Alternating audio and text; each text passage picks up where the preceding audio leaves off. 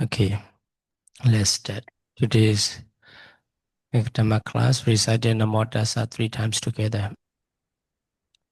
Namo Tassa Bhagavato Arahato Sama Sambuddhassa. Namo Tassa Bhagavato Arahato Sama Sambuddhassa. Namo Tassa Bhagavato Arahato Sama Sambuddhassa.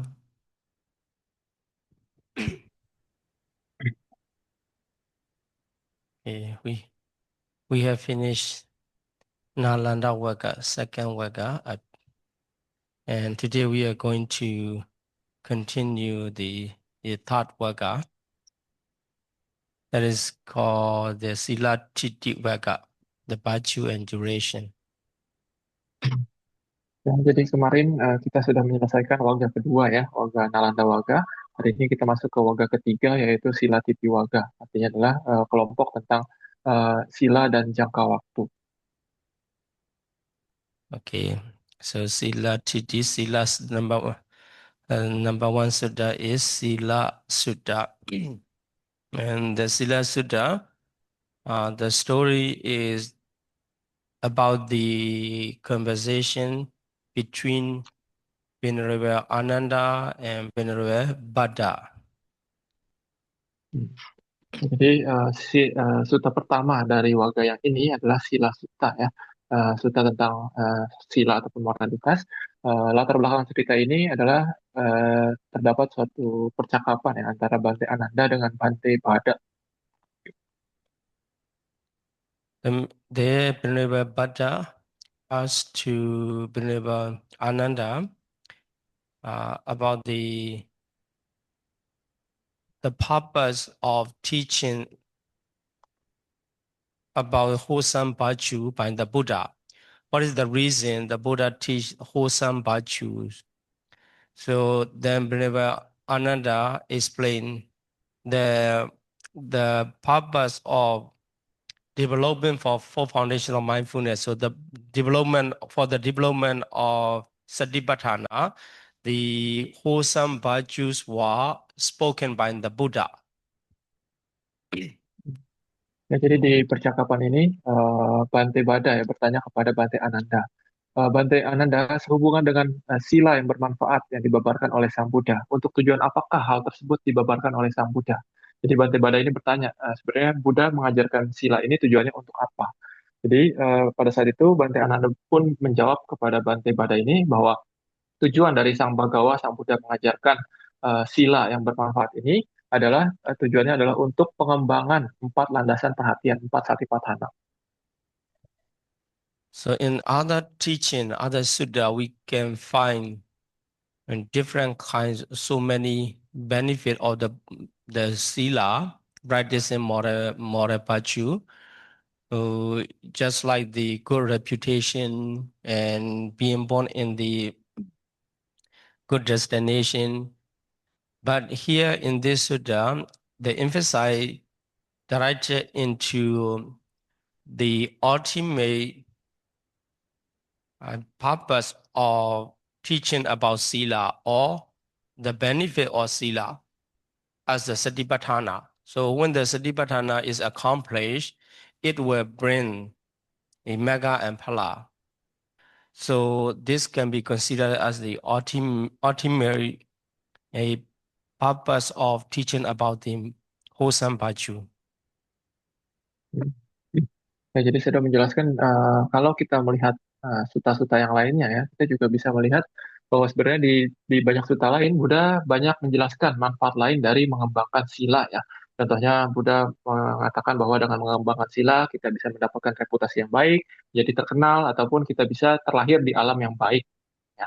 Nah, tapi di sini di Satipatthana Sanghita ini di sutta yang ini Buddha menjelaskan Bante Ananda menjelaskan bahwa tujuan Buddha menganjurkan kita untuk melaksanakan sila adalah tujuan utamanya, tujuan paling akhirnya adalah untuk pengembangan Satipatthana ya dan pengembangan latihan ini hingga pada akhirnya bisa mencapai maga, pahala, dan nibbana. Jadi ini adalah seperti tujuan akhirnya dari tujuan yang paling ujung dari kita mengembangkan sila. So in previous Sutta also Buddha already mentioned the Sila and Ditti as uh, the beginning of the wholesome states, including Satipatthana. Here, uh, Venerable Ananda emphasized Sila as the foundation of Satipatthana. Hmm. Jadi setelah yang kemarin kita pelajari juga kita bisa melihat ya bahwa Buddha mengatakan bahwa sila dan pandangan benar itu adalah titik awal dari segala hal yang baik, dari segala kondisi yang baik. Sementara di sini di sutta yang ini Bhante Ananda menekankan bahwa ya sila ini adalah landasan untuk berlatih satipatthana. In this case, we can understand Sila as the prerequisites for the practice of Satipatthana. It is not directly accomplishment. For example, some may misunderstand that if we just practice Sila and Satipatthana will automatically accomplish. It is not the truth. So based upon the Sila, we can calm our mind. Uh, After that, we can continue Satipatthana practice. That's why Sila is prerequisites or the foundation of the Satipatthana practice. Ya, jadi di sini kita harus mengerti bahwa sila itu adalah prasyarat ya sebelum kita melatih satipatthana. Jadi sila itu adalah landasan yang harus kita sempurnakan dulu sebelum kita melatih satipatthana. Jadi adalah suatu pandangan yang salah kalau misalkan kita berpikir bahwa kalau kita dengan hanya melatih sila saja, maka nanti satipatthana itu sudah termasuk di dalam sila itu. Langsung sempurna satipatthana kita. Itu bukan pandangan yang benar ya. Jadi dengan memiliki sila yang baik, dengan menyempurnakan sila kita bisa menenangkan pikiran kita, dan dengan pikiran yang tenang itu kita bisa melanjutkan latihan kita untuk melatih satipatthana. The second Sutta, Chiratiti Sutta. Chiratiti is long standing. In this Sutta also, Venerable Buddha asking to the Venerable Ananda about the the duration or long standing of the Buddha Sasana or the teaching of the Buddha after the Buddha is pre-nibbana. I mean, after Buddha passed away, sometimes the teaching can be less than long. Sometimes it can disappear in short time. So whenever Buddha asking about what are the cause and the reason of long standing and disappearance. Nah, lalu kita lanjut ke sutta yang nomor 2 ya di warga ini. Ini adalah Ciratiti Sutta. Ciratiti ini artinya adalah bertahan lama ya. Nah, jadi di sini Bante Bada bertanya kepada Bante Ananda. Jadi eh, Bante Ananda, apakah sebab dan alasan mengapa Dhamma sejati tidak bertahan lama setelah seorang Buddha mencapai parinibbana? Dan apakah sebab dan alasan mengapa Dhamma sejati bertahan lama setelah seorang Buddha mencapai parinibbana? Ya. Jadi pertanyaannya adalah apa yang menyebabkan uh, Buddha Sasana itu bisa bertahan lama ataupun tidak bertahan lama setelah Buddha mencapai parinibbana. Apa alasan yang bisa menyebabkan itu bisa lama ataupun tidak lama? Yeah, the reason given by the Venerable Ananda is the practice of Satipatthana. And the cultivation of Satipatthana can make the Dhamma duration, it can last long. And failing to practice of Satipatthana can make the Buddha Sasana disappear soon. Hmm.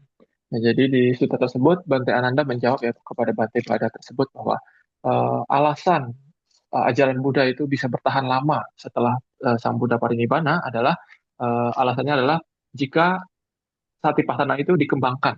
Jika orang-orang itu mengembangkan atau melatih satipatthana, maka ajaran Buddha itu bisa bertahan lama, walaupun setelah Buddha parinibbana. Tapi sebaliknya, jika orang-orang itu tidak melatih ataupun tidak mengembangkan satipatthana ini, maka ajaran Buddha itu tidak akan bertahan lama setelah Buddha parinibbana.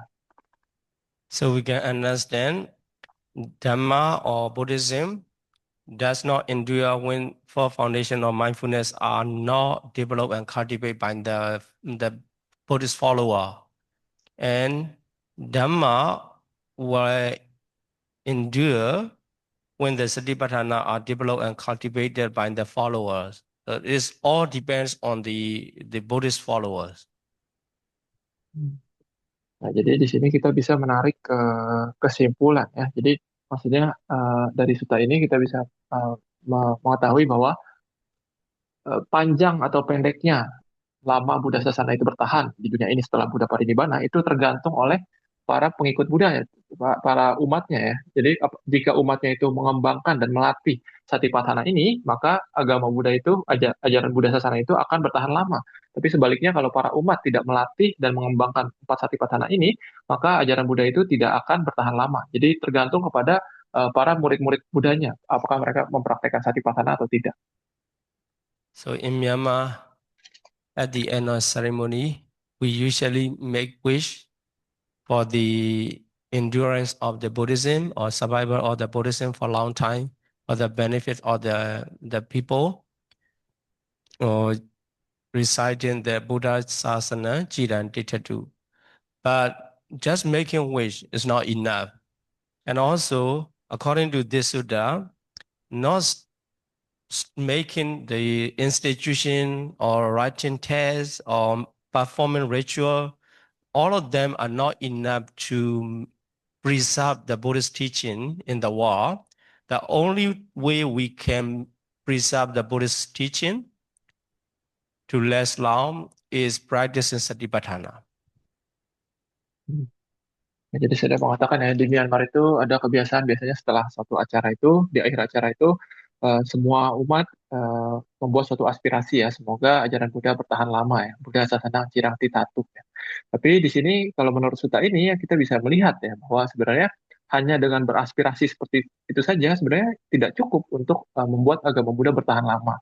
Ataupun misalkan kita membuat suatu institusi agama Buddha ataupun kita mempertahankan ataupun melestarikan teks-teks Buddhis ataupun kita melakukan ritual-ritual Buddhis itu sebenarnya belum cukup untuk mempertahankan agar agama Buddha ini bertahan lama. Tapi menurut Sutta ini hanya jika kita mengembangkan dan melatih Satipatthana, barulah kita pada saat itu benar-benar sedang memperpanjang umur dari ajaran Buddha.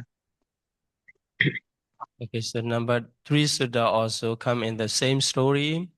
Then in this Sutta, the question come with the reason for the decline or non-decline of the Buddhist teaching or true Dhamma. Ya, lalu kita lanjut ke Sutta yang berikutnya, Sutta nomor 3 ya. Nah, kalau yang tadi Sutta nomor 2 pembahasannya adalah tentang apa yang membuat agama Buddha itu, ajaran Buddha itu bertahan lama atau tidak bertahan lama. Sementara kalau di yang Sutta ini membahasnya adalah apa yang menyebabkan kemunduran dari ajaran Buddha ataupun ketidakmunduran dari ajaran Buddha. The answer in the same way, the practice of Satipatthana. So here, the decline and non-decline, according to commentary, it refers to the individual decline and individual non-decline. So given the example of that, just like some people, just like the Devadatta against to the Buddha, not following to the Buddha's teaching, that for such kind of individual, even when the Buddha was alive, the teaching already declined from their mind. So this Sutta refers to decline and non-decline of the individual. Nah, jadi di sini tadi kan membahasnya tentang kemunduran ataupun ketidakmunduran dari Dhamma sejati ya, dari ajaran Buddha. Nah, tapi di sini kalau menurut kita komentar ini sebenarnya adalah berhubungan membahasnya mengenai kemunduran pribadi ya ataupun ketidakmunduran pribadi dari masing-masing umat ya. Jadi contohnya misalkan walaupun Buddha masih hidup ya pada zaman Buddha kita mengetahui Bante Devadatta gitu ya. Jadi walaupun pada saat itu kita tahu Buddha masih hidup dan Buddha masih membawakan Dhamma, tapi pada saat itu Dhamma sejati itu sudah eh, mengalami kemunduran di dalam diri Bante Dewadatta ya karena beliau melakukan banyak aku salah mungkin ya gitu ya. Jadi pada saat itu jadi maksudnya yang di suta ini yang dibahas tentang kemunduran Dhamma sejati adalah kemunduran Dhamma di dalam diri pribadi masing-masing orang. Okay, so number 4 Sutta is simple version. Sutta is the simple or just the teaching itself. So no, not adding the story or dialogue. That is called Sutta. And the Buddha just talk about the establishment of mindfulness satipatthana, about the four. So this repetition, it means sometimes the Buddha just want to talk to the bhikkhu this satipatthana in simple way for their benefit, just to letting them know this is important. The Buddha repeatedly preach. So that's why some sutta are already repeated many times. Jadi kita lanjut ke suta berikutnya ya. Ini adalah Sudha Sutta. Sudha ini artinya adalah simple ya, ataupun sederhana, ataupun begitu saja. Nah, jadi di sini di suta ini sebenarnya tidak ada apa ya, tidak ada cerita ataupun dialog tertentu ya yang sengaja diajukan kepada oleh Buddha gitu ya. Tapi saya mau mengatakan sebenarnya di suta ini Buddha itu hanya ingin berbicara dengan cara yang sangat simpel kepada para bhikkhu ya, kepada para umat untuk kebaikan mereka gitu ya. Jadi berbicara tentang empat satipatthana ini gitu ya. Jadi tujuannya adalah Buddha menekankan pentingnya empat satipatthana ini. Maka dari itu kita bisa melihat bahwa sebenarnya empat satipatthana ini berulang-ulang kali diajarkan ataupun dibabarkan oleh Buddha di berbagai sutta. Then the next sutta, Satim Brahmin, Anyadara Brahmana. This is Anyadara is not known by the name. So anonymous Brahmin asking about the Dhamma's endurance after the Buddha's Nibbana, same question. This show even the outsider, not insider, the outsider appreciate the endurance of Dhamma and they have a concern about how it can last long. So although they were not committed to the practice, they know the value of the practice and they appreciate to it. That's why they concern about the endurance of the Dhamma. Nah, jadi kita lanjut ke sutta berikutnya ya. Di sini adalah Anyatra Brahmana Sutta. Anyatra ini artinya adalah yang seseorang ya, maksudnya seorang Brahmana yang tidak diketahui namanya. Intinya seorang Brahmana. Ya. Jadi di situ seorang Brahmana itu berdialog ya dengan Sang Buddha dan si Brahmana tersebut menanyakan hal yang sama seperti di yang sutta yang sebelumnya ya. Jadi apakah yang membuat Dhamma sejati itu bertahan lama ataupun yang membuat Dhamma sejati itu tidak bertahan lama setelah eh, Sang Buddha itu mencapai parinibbana. Jawaban dari Sang Buddha itu juga sama seperti yang diberikan oleh Bante Ananda ya. Nah, di sini yang saya ingin tekankan di sini adalah kita bisa melihat bahwa sebenarnya eh, bahkan orang yang di luar dari ajaran Buddha. Jadi ini kan Brahmana ini mungkin dia bukan pengikut Buddha ya, tapi mereka pun peduli dan mereka pun memikirkan apakah bagaimana caranya Dhamma ini bisa bertahan lama setelah Buddha parinibbana dan mereka itu memiliki kepedulian ya. Jadi mereka pun makanya bertanya pertanyaan ini kepada Sang Buddha tentang apa yang menyebabkan Dhamma itu bertahan lama ataupun tidak bertahan lama setelah Buddha parinibbana. Is it okay, Seno, my voice? Yeah, yes, heavy range, Okay. hard to hear. Okay. Okay, and in this sutta, the answer is given by the Buddha himself. So in previous sutta, the disciples were discussing each other. So the answer is given by the disciple, Ananda. But in this sutta, the answer is given by the Buddha himself. That is why we can recognize this answer is more reliable than the answer given by the disciple. Hmm. Ya, kalau kita renungkan di sutta yang sebelumnya ya, yang di mana ada seorang Bante bertanya kepada Bante Ananda, apa yang akan menyebabkan Dhamma sejati itu bertahan lama atau tidak setelah Buddha Parinibbana. Nah, di sutta tersebut jawabannya adalah dari Bante Ananda, ya, dan ini adalah diskusi dari sesama murid, gitu ya. Tapi kalau kita lihat di sutta yang ini, kita mengetahui bahwa ternyata jawaban Buddha dengan jawaban Bante Ananda itu sama, gitu. Tapi di sini kita bisa apa ya, lebih menekankan bahwa yang dikatakan oleh Buddha pasti lebih kita titik beratkan gitu ya. Kita lebih perhatikan bahwa oh ini yang benar-benar dikatakan oleh Buddha langsung. Jadi ini mungkin lebih bisa diandalkan jawaban dari Buddha. If the answer are same, it doesn't matter. Disciple said this way, and the teacher Buddha himself also said this way. So they come in the same direction. If they are against each other or different, we have to follow to the Buddha's teaching. We have to keep in a higher position to the Buddha's teaching. So this is the way how we can evaluate the test. Hmm. Nah, jadi tapi untuk di dua kasus ini sebenarnya tidak terlalu masalah ya, karena jawaban dari si murid dan jawaban yang kita terima langsung dari Buddha itu sama ya. Tapi kalau misalkan kita menemui suatu kasus lain, misalkan ada sutta yang mengatakan jawaban murid itu seperti ini, sementara di sutta lain jawaban Buddha seperti ini. Saya mengatakan pada saat itu kita harus lebih menitik beratkan, kita harus lebih mempercayai ataupun lebih mengandalkan sutta yang memiliki jawaban langsung dari Buddha gitu ya. Ini adalah cara yang tepat untuk kita menentukan mana yang harusnya kita lebih perhatikan ketika kita membedah teks-teks Pali. So after giving the same answer by the Buddha, the Brahmin claim as disciple of the Buddha and taking refuge. Hmm.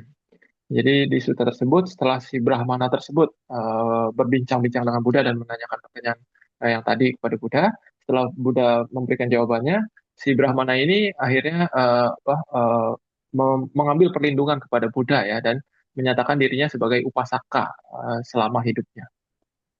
So we have to remember that the endurance of Buddhism cannot be through the recitation or through the chanting or through the making wish or even for just donation and also performing ritual. It will come through the practice of Dhamma, particularly Satipatthana. That's why if we really want to preserve Buddhism, then we have to practice Satipatthana.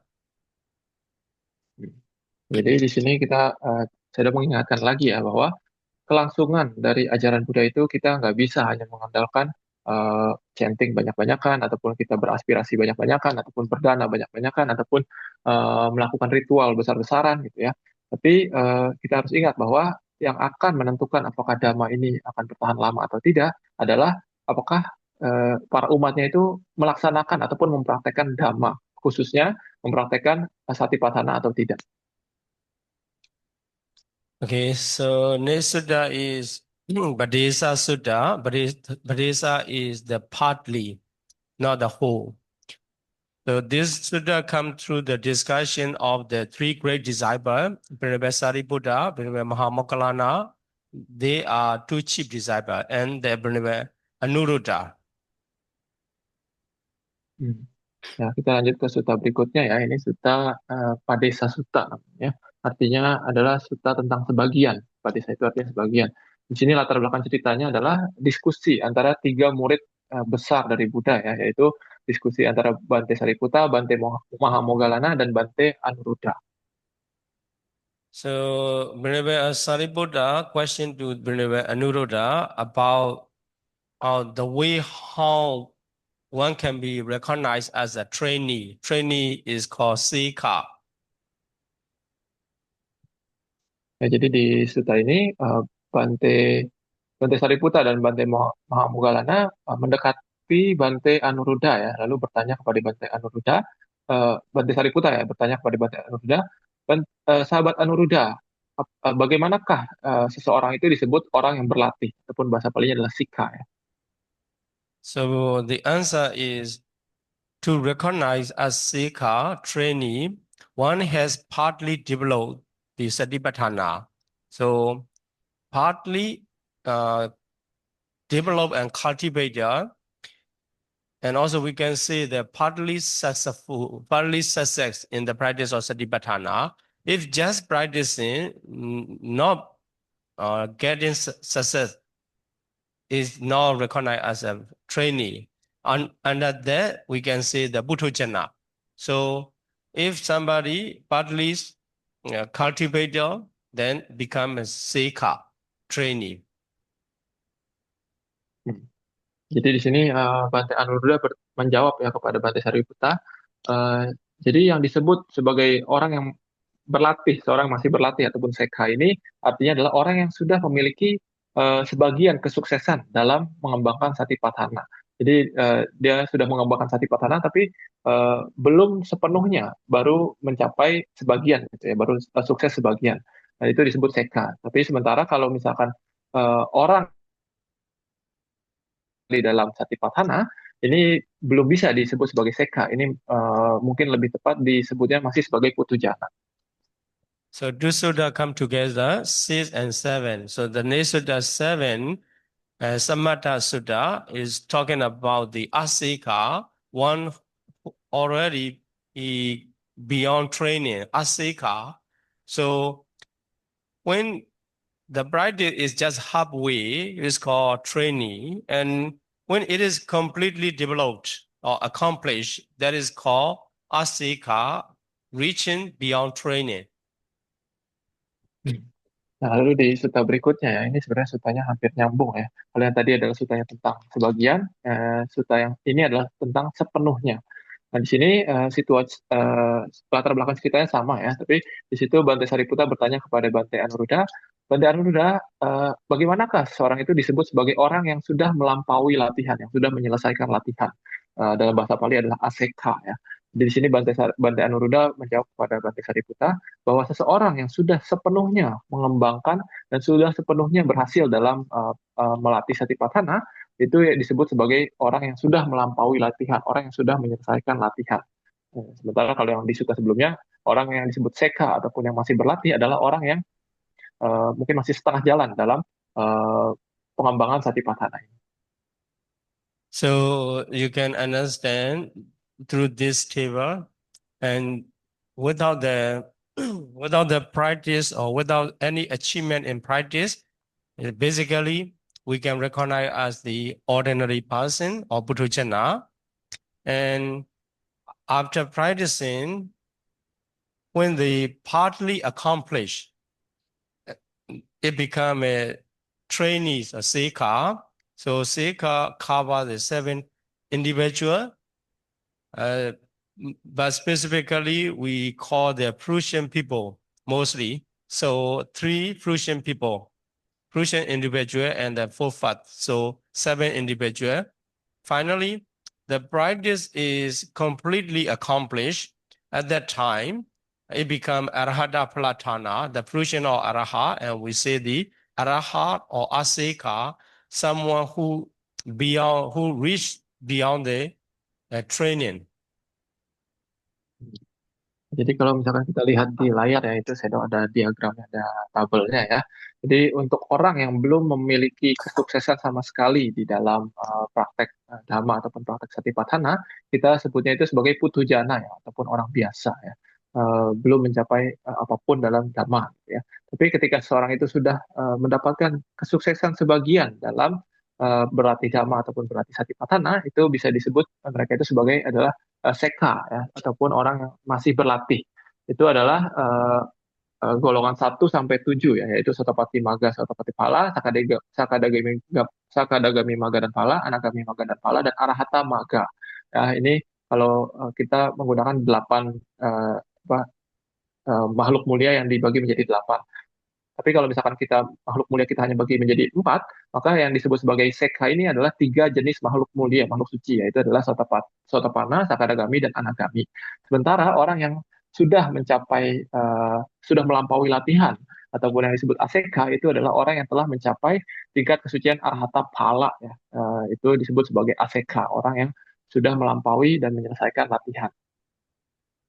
So there, 1, 3, 5, 7. These four individual are megatana. At the moment of the mega consciousness, then number 2, 4, 6, 8. These are fruition individual. So after attainment of mega, only one moment, he become the a particular fruition individual as a result of path.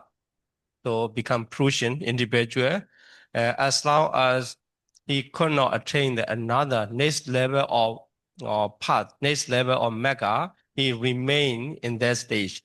So these are eight noble person. So four megatana and four palatana, we call the eight noble person, Ariya Pugala. Jadi di sini saya menjelaskan sedikit ya tentang pembagian makhluk suci menjadi 8 ya. Jadi kalau misalkan kita lihat tadi orang yang mencapai eh, nomor 1, 3, 5, dan 7 itu adalah orang yang mencapai tingkat kesucian tapi dalam bagian maganya, dalam kesadaran jalan kesucian ya. Jadi dia belum mencapai pala ya, gitu. Jadi tapi kalau sebenarnya di momen berikutnya itu dia langsung otomatis pasti mengalami pala nyana ya. Jadi maksudnya misalkan kita mencapai sotapati maga, di momen berikutnya itu pasti sotapati pala. Begitu juga sakadagami maga, selanjutnya pasti sakadagami pala. Yang anagami juga begitu, selanjutnya pasti anagami pala. Yang arahat juga begitu, arahat maga selanjutnya pasti arahat pala. Nah, tapi saya mengatakan biasanya setelah seseorang itu mencapai pala, misalkan mencapai sotapati pala gitu ya, selama dia belum mencapai jalan kesucian ataupun tingkat kesucian yang berikutnya, dia pasti biasanya akan bertahan di pala tersebut. Gitu. Jadi misalkan sebelum dia mencapai sakadagami maga, ya dia pasti bertahan di sotapati pala. Begitu juga seterusnya. So for the ordinary person, Buddhajana, the mind is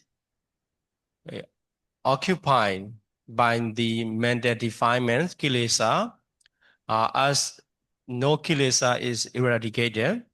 And also that individual never have the personal experience of nibbana or personal experience of enlightenment. That is called Buddhajana. Nah, sementara untuk orang yang di kategori yang paling bawah itu, Putujana ya, itu dikatakan adalah orang yang masih orang biasa ya, pikiran itu masih diliputi oleh banyak kekotoran batin gitu ya, dan dia belum menghancurkan kilesa apapun gitu ya. Nah, jadi biasanya seorang putujana ini disebut putujana karena dia belum memiliki suatu pengalaman pribadi ataupun belum melihat secara langsung apa yang disebut nibbana ataupun pencerahan. So when he got the teaching, listening to the teaching, talking about the being Puthujana is uncertainty, running around the samsara, the place of suffering, then need to liberate. Then practice vipassana meditation and attain the enlightenment. For the first day is called Sodapati Magga. The first day of enlightenment, Sodapati Magga. At that moment, the respective mental defilements were removed or completely eradicated. And at the same time, his mind experienced Nibbana by the mega knowledge, mega jnana. So after happening, that path moment, he transit to the Prussian individual right after the path knowledge, mega jnana or mega citta. Jadi untuk seorang putujana ya, mungkin jika dia misalkan suatu saat dia mendengarkan dhamma ataupun mendengarkan suatu wejangan dari misalkan dari seorang sayadaw ataupun seorang biku, misalkan dia mendengar bahwa oh ternyata seorang putujana itu tidak pasti ya kehidupan dalam samsara. Jadi dia bisa terlahir di alam rendah ataupun alam tinggi dan tidak ada kepastian. Jadi mungkin setelah mendengarkan sama seperti itu, dia mungkin jadi ingin berlatih, dan kemudian dia berlatih dengan sungguh-sungguh, berlatih sampai bisa berlatih wipasana, sampai akhirnya dia mencapai tingkat kesucian Sotapati Maga ya, yang nomor 1 itu. Nah, di situ dikatakan ketika seseorang itu eh, mencapai ataupun muncul kesadaran jalan kesucian Sotapana dalam dirinya, pada saat itu beberapa kilesa tertentu itu langsung otomatis dicabut oleh kesadaran jalan kesucian tersebut gitu ya. Dan juga di saat itu orang tersebut, seorang putu jana tersebut pertama kalinya dia mengalami nibbana secara langsung gitu ya. Jadi nibbana itu dialami oleh kesadaran jalan kesucian. Lalu di momen berikutnya dia langsung berubah ya, dia langsung berubah menjadi seorang suci eh, yang sotapati pala ya. Jadi sudah buah kesucian. Kalau tadi masih jalan kesucian, di momen berikutnya dia langsung menjadi Sotapati Phalatthana, seorang yang sudah mencapai buah kesucian dari Sotapana. So the Puthojana, ordinary person, and can never become Sodapati Megathana without practicing Satipatthana or without practicing Vipassana meditation uh, through the other method, just like the reciting text or bound down to the Buddha for many times. It cannot happen. Also, according to the Theravada tradition, it can never become Sotapanna through the transmission. So in some other tradition, have such kind of transmission. So transmission from teacher to the disciple, and the disciple become the great person. This is from the this kind of event can be found in other tradition, but in Theravada tradition, it is impossible. In order to become Sotapati Mega or the Sotapati Palatana, one has to practice Vipassana meditation by himself. Jadi di sini kita bisa mengetahui ya. Jadi untuk seorang putu jana jika dia ingin mencapai tingkat kesucian, eh, mau nggak mau dia harus berlatih satipatthana ataupun vipassana ya. Jadi tidak bisa dia mencapai kesucian itu hanya dengan misalkan banyak-banyakan chanting ataupun banyak-banyakan bersujud kepada Buddha, itu tidak bisa gitu. Dan juga saya sudah mengatakan kalau menurut tradisi Theravada dikatakan juga sebenarnya untuk mencapai tingkat kesucian, misalkan dari putu jana ingin mencapai sotapanna, nah itu tidak bisa melalui transmisi pengetahuan ataupun hanya mendengar ceramah mungkin ataupun penurunan pengetahuan dari guru gitu ya. Dari seorang guru menurunkan pengetahuannya kepada murid lalu muridnya tiba-tiba menjadi sotapanna ataupun orang suci ataupun orang besar. Tidak bisa. Jadi menurut tradisi Theravada bahwa si murid itu harus melatih wipassananya itu secara oleh dirinya sendiri baru dia bisa mencapai tingkat kesucian sotapanna. So Sotapati Megathana individual is only one mind movement, very quick. That's why he cannot practice Vipassana meditation. Only the Mega consciousness arises and then he transit to the next level of Sotapati Phalatthana, the Prussian level. Then at the Prussian level, had time to practice Satipatthana or Vipassana meditation to attain the next step of Sakadagami Mega and Sakadagami Phala. Hmm. Jadi saya sudah mengatakan ketika seseorang itu mencapai tingkat kesucian yang pertama ya, Sotapati Magadhana ini, itu hanya satu momen pikiran, jadi sangat cepat. Jadi pada saat itu kita tidak memiliki waktu untuk berlatih Satipatthana ataupun Vipassana gitu. Karena di momen berikutnya sudah otomatis pasti kita mencapai Sotapati Phalatthana ya, mencapai buah kesucian Sotapanna. Nah, ketika kita sudah mencapai buah kesucian Sotapanna ini, barulah di situ kita bisa melatih Vipassana lagi, melatih Satipatthana lagi untuk mencapai buah kesucian yang berikutnya. So this is the way how the individual can transit to the higher level of individual until the attainment of arahatship. Jadi ini adalah cara bagaimana seorang itu bisa naik level ya dari tingkat kesucian yang sebelumnya ke tingkat kesucian yang berikutnya hingga mencapai tingkat kesucian arahat. When one reach to the level of arahatship, it's called asika, beyond the training. That's why he has no more training. But in the Satipatthana Samyutta, the Buddha already taught that Arahat also should practice Satipatthana. The reason is to be comfortably living in this life, and also showing the example for the next generation. It's not for the further achievement. Nah, jadi ini adalah cara ya bagaimana mencapai tingkat sekian hingga tingkat sekian arhat ya. Jadi ketika seorang itu sudah mencapai tingkat sekian arhat, dia dikatakan sebagai aseka, sebagai orang yang sudah menyelesaikan latihan, orang yang sudah melampaui latihan. Nah, tapi di sini di Satipatthana Sang Yuta juga kita bisa melihat ya bahwa ternyata seorang arahat walaupun sudah menyelesaikan latihannya, Buddha tetap menganjurkan para arahat ini untuk tetap melatih Satipatthana ini. Tujuannya bukan untuk mencapai pencapaian yang berikutnya gitu, karena sudah tidak ada yang perlu dicapai lagi.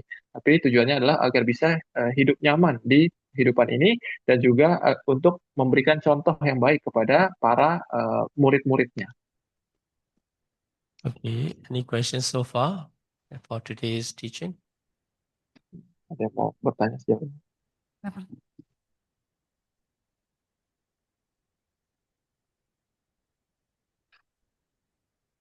Wandami, saya ada Wandami Bante.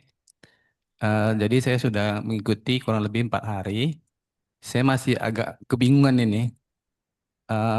Setahu saya itu pelatihannya kan ada samatha dan vipassana. Kemudian ini ada satipatthana. Apakah itu berbeda atau satu kesatuan atau sama gitu? Kemudian yang kedua, ini 4 landasan satipatthana. Apakah punya atau berhubungan dengan 40 objek meditasi? Terima kasih. He said also his question is he has been following the class for 3 to 4 days, and he is a little bit confused because before, as far as he know, the way to practice is to practice samatha and vipassana, and now he is introduced to the way of satipatthana. So he is a little bit confused. Is it same or different between samatha vipassana and this satipatthana practice? And also his second question is, are these 4 satipatthana related in any way to the 40 samatha object? Sorry, I missed the last one. It's not. Yeah. For the second question, is the satipatthana are the 4 satipatthana related or the same with the 40 samatha kamathana objects? Okay. Yeah, thank you very much. So here, Satipatthana cover both samatha and vipassana meditation, but the object is maintained in the area of the 4 kinds, Kaya, Vedana, Chitta, Dhamma only. So this Satipatthana practice initially have to establish the power of concentration so that one can maintain the focus and the meditative mind onto the object, onto the meditation object only, not letting distraction around. That is the power of concentration. Then when he can keep focusing on the Satipatthana object and it go further that, then and going to the next level also need the power of concentration. That's why in every stage, developing concentration that can be considered as the samatha meditation. And only when it reaches to the ultimate nature as it is object and focusing on that and developing the 3 characteristics, impermanence, suffering, and non-self. That level can be recognized as the vipassana practice. So before that, all can be considered as the samatha meditation, developing concentration.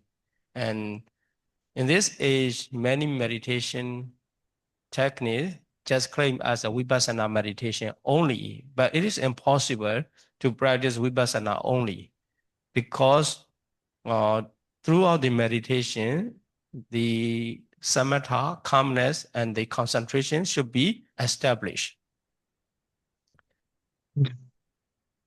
Ya, jadi di sini saya mengatakan ya, jadi sebenarnya latihan dari 4 Satipatthana ini mencakup seluruh latihan samatha vipassana ya. Jadi di sini perbedaannya adalah Satipatthana ini objeknya adalah memperhatikan mempertahankan pikiran dan perhatian kepada 4 objek saja, yaitu ya adalah jasmani, perasaan, kesadaran, dan fenomena ya. Gitu. Nah, tapi ketika berlatih Satipatthana ini juga di awal-awal kita membutuhkan suatu tingkatan konsentrasi ya. Jadi kita memerlukan pikiran yang tidak mengembara kemana-mana, yang bisa kita arahkan kepada objek. Nah, jadi ketika nanti berlatih mengarahkan pikiran ini kepada objek Satipatthana, di situ juga memerlukan tingkat konsentrasi tertentu gitu. Jadi pada saat itu dikatakan sebenarnya latihan kita itu masih di tahap samatha gitu. Jadi di tahap itu masih termasuk latihan samatha. Nah, nanti ketika pikiran kita itu bisa merenungkan objek yang kita lihat itu dan melihat objek tersebut sebagaimana adanya, melihat kebenaran hakiki dari objek tersebut dan juga merenungkan karakteristik anicca, dukkha, dan anatta dari objek tersebut, pada saat itu dikatakan praktek satipatthana kita itu masuk ke dalam praktek vipassana gitu ya. Jadi sebenarnya dalam perjalanan kita melatih satipatthana itu tetap kita melatih dan membutuhkan samatha dan vipassana gitu ya. Lalu saya mengatakan di zaman sekarang ada beberapa orang ataupun beberapa ajaran yang mengklaim bahwa kita bisa berlatih ataupun mencapai kesucian hanya dengan vipassana saja gitu ya. Tapi saya mengatakan ini sebenarnya tidak mungkin karena dalam mengembangkan vipassana pun, dalam mengembangkan satipatthana pun suatu tingkat konsentrasi tertentu ataupun samatha itu juga tetap perlu dilatih. Jadi tidak mungkin vipassana itu berjalan sendiri. So, for the Kayanupassana, in the initial stage, focusing on the 32 parts of the body, that is samatha meditation. And if keep going, or the analyzing by the 4 elements, still initial stage is samatha meditation. Going beyond that, reaching to the characteristic of impermanent suffering and non-self, anicca, dukkha, anatta, at this stage, consider as vipassana. So samatha vipassana are both included under the satipatthana practice. Jadi contohnya ketika kita melatih satipatthana terhadap kayanupasana ya, perenungan terhadap jasmani ya. Di situ kan kita bisa merenungkan badan ini sebagai tumpukan ataupun kumpulan dari 32 bagian tubuh. Nah, ini sebenarnya adalah objek meditasi samatha ya. Ataupun misalkan kita merenungkan objek tubuh ini sebagai 4 elemen. Nah, di awal-awal latihan meditasi 4 elemen itu sebenarnya juga kita sedang melatih meditasi samatha. Nah, tapi ketika kita mengembangkan meditasi 4 elemen ini lebih lanjut lagi, sampai tingkatan yang lebih lanjut, sampai kita bisa merenungkan karakteristik anicca, dukkha, dan anatta dari 4 elemen ini, melihat kebenaran hakikinya. Nah, pada saat itu sebenarnya kita mencapai ataupun masuk ke dalam pelatihan vipassana. Jadi dalam satu satipatthana yang sama, yaitu kayanupasana, terdapat kedua latihan tersebut, latihan samatha dan latihan vipassana. So for the second part, regarding the 40 meditation method, these all for the samatha meditation, considered as samatha meditation, especially for the attainment of jhana, and also some of them are possible directly continue to vipassana, some cannot continue. That's why just after the attainment of the jhana as an accomplishment of samatha meditation, emerge from the jhana and reflect the mentality and materiality to observe to take as the object of the vipassana meditation. So for the satipatthana practice, it is not necessary to include all 40 meditation method. And some of them, just like the Kaya Gata Sati, it can be under the satipatthana practice. And also Anapanasati under the part of Kayanupassana Satipatthana. Hmm. Nah, jadi untuk pertanyaan yang kedua ya tentang berkenaan dengan 40 objek meditasi, saya udah mengatakan ada banyak objek yang sebenarnya itu lebih ke arah hanya untuk meditasi samatha saja ya. Jadi tujuannya adalah untuk mencapai jhana gitu ya. Tapi ada beberapa objek yang bisa digunakan langsung untuk langsung nyambung ke meditasi vipassana gitu ya. Contohnya mungkin kayak Gata Sati ataupun Anapanasati gitu ya. Jadi kayak Gata Sati dan Anapanasati ini juga termasuk dalam latihan Satipatthana. Jadi bisa lanjut ke latihan vipassana langsung ya. Tapi ada beberapa objek yang tidak bisa. Jadi setelah mencapai jhana dari objek tersebut, objek samatha tersebut, seorang itu harus keluar dulu dari jhana tersebut dan merenungkan eh, nama dan rupa, batin dan materi yang terdapat di dalam kesadaran jhana yang telah lewat tersebut dan menggunakan objek nama dan rupa tersebut sebagai objek dari vipassana. Pada saat itu baru seseorang itu bisa berlatih vipassana. Jadi saya mengatakan praktek satipatthana itu tidak mesti mencakup keseluruhan 40 objek meditasi samatha ya. Jadi mungkin hanya beberapa saja yang termasuk langsung dalam satipatthana, yaitu seperti anapanasati maupun kayagata sati. The samatha meditation lead to the attainment of jhana as the accomplishment of the concentration practice, or establish the strong level of concentration to support to the vipassana meditation as a foundation. Jadi di sini kita yang perlu kita ketahui adalah latihan samatha ini tujuannya adalah untuk mencapai konsentrasi yang tinggi seperti jhana ataupun sampai suatu tingkat konsentrasi tertentu yang bisa digunakan untuk mendukung ataupun menopang praktek meditasi vipassana kita. Sayadaw, we have one question from online Okay. from Stupen. Kepada saudara Stupen, silakan mengajukan pertanyaan Anda. Wandami, Sayadaw Wandami Bante. Saya ingin bertanya tentang penjelasan Bante Ananda di salah satu sutta yang dijelaskan Sayadaw tadi, yaitu ajaran Dhamma Sejati ini akan bertahan lama atau tidak akan bertahan lama, tergantung apakah ada yang melatih atau tidak melatih empat satipatthana ini. Jika dihubungkan dengan sutta berikutnya, di mana antara diskusi Bante yang mulia Sariputta, Mahamoggallana dengan yang mulia Anuruddha, yang disebut berlatih empat satipatthana ini adalah dikatakan seseorang berlatih itu apabila ia telah mengembangkan sebagian dari empat satipatthana. Jadi apakah ajaran Buddha ini, jika saya simpulkan, ajaran Buddha ini akan bertahan lama apabila ada orang suci gitu, ada orang yang telah mencapai sotapanna, sakadagami atau anagami.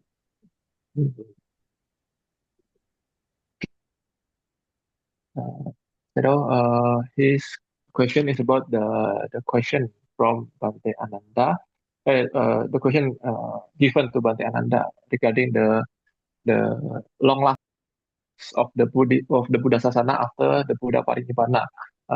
In that sutta, Bhante Ananda say that it depends on if the follower of Buddha's teaching is still practicing satipatthana or not. But in the other sutta, in the sutta with when Bhante Sariputta asking to Bhante Anuruddha, Bhante Anuruddha explained that the one which is called someone who is practicing satipatthana is minimum sotapanna, and also according to Sayadaw explanation that someone who already has some degree of accomplishment in the practice of satipatthana. So which means is minimum sotapanna. So his question is, so is it correct to conclude that the long lastingness of the Buddha Sasana depends if if in the world still have Sotapanna, Sakadagami, or Anagami. Is it correct? I guess? Actually, the speaker is confusing. Sorry, many what I was because of the speaker sound is not. Okay. So I will repeat the question. So in the sutta we discussed before, Bante Ananda say that the long lastingness of the Buddha Dhamma depends if the people still practicing Satipatthana or not. Okay. But in the other sutta, where the Bante Sariputta asking to Bante Anuruddha, Bante Anuruddha say that someone is called training the Satipatthana if he have already accomplished some degree of success in the Satipatthana, which means minimum Sotapanna, not Putujana already. Can hear or not? Or it's still confusing. Can you type less, but you know, Okay. So I should type. Okay. maybe have an earphone will be careful. You have an earphone. It,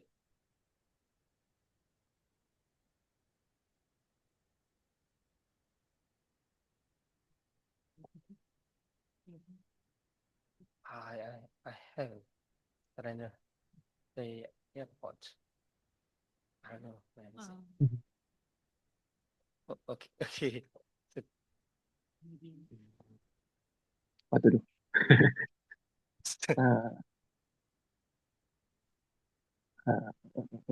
What is the last part? Please, can you slowly tell? Yes. So the Bante Anuruddha say that someone is called practicing the Satipatthana if he have already accomplished some success in the practice. So which means is minimum Sotapanna. Okay. So is it true to say that the long lastingness of the sasana depends if Sotapanna, Sakadagami, or Anagami still exist in this world? Okay. Yeah. Okay. Thank you. So yes. actually, one after the attainment of Sotapanna, Sotapatimagga, and further achievement, it means he is still practicing Sotapanna under the name of trainee. Trainee means one who train the Satipatthana. That is why if that person still exists, we can understand the practice is still continuing. And also the Buddhism is continuing. The Buddha's teaching is still lasting long. And only when there's no such kind of person, ordinary person are also not practicing, there's no more training. But for Araha, already practice, they are not really necessary to continue. And in that case, we can consider there's no more Buddhist practice or Buddhism. Let me add a little bit. So it is not dependent on the individual's existence. It is dependent on the practice existence.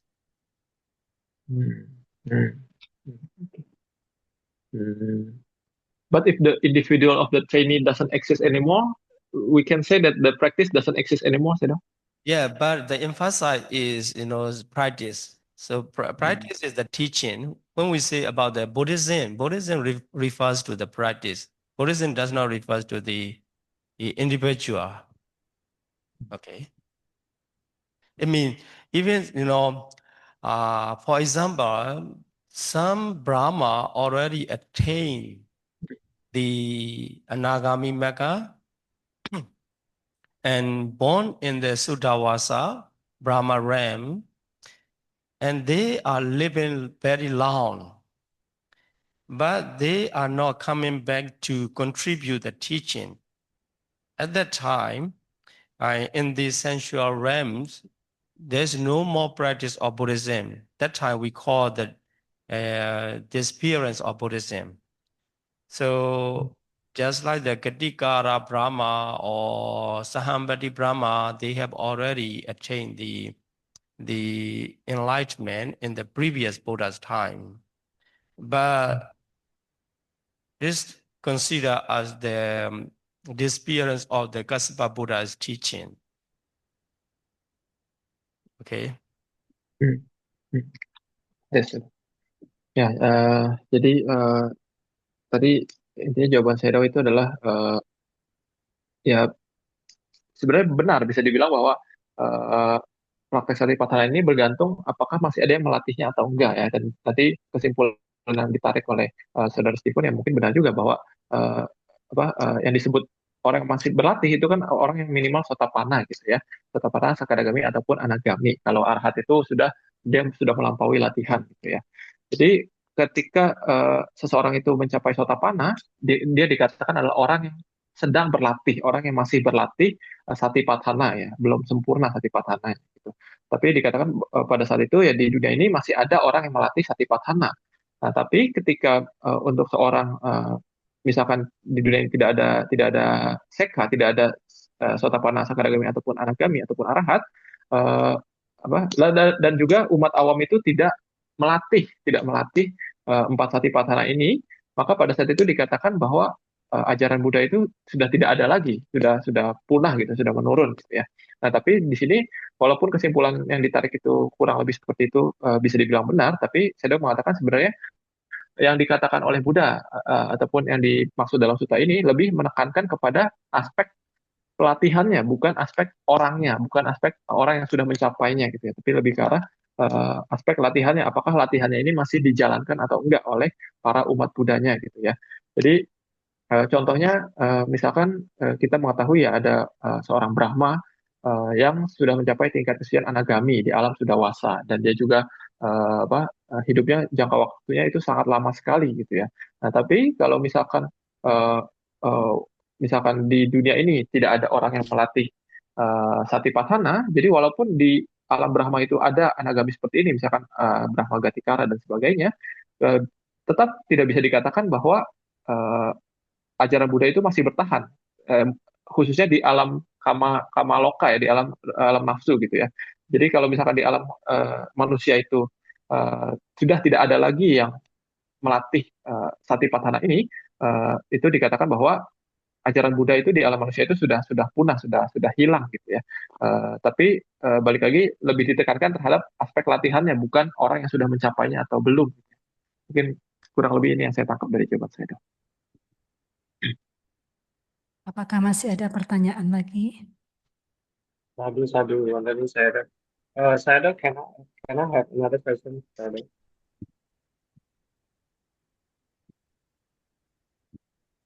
Ya, saudara. Sayadaw, can I have one more question, Sayadaw? Okay.